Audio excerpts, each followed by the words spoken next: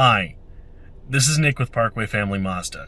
Today I'm going to show you how to set the GPS on a third generation Mazda 3 to avoid toll roads.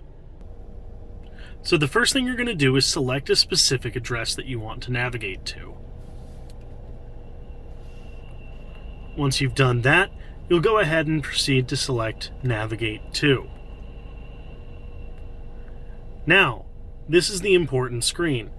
You're going to want to scroll down to Route Options, and you'll be able to select if you want to avoid freeways, any specific freeways, unpaved roads, period charge roads, ferries, per use toll roads, which we will deselect in this example, which will then result in the route recalculating, carpool lanes, or border crossings, although that's not very relevant in the United States. Any and all of these things can be deselected or selected to adjust how you navigate with your Mazda 3's GPS. If you have any questions, you can always reach out to me or the Parkway Mazda dealership. We'll be more than happy to help.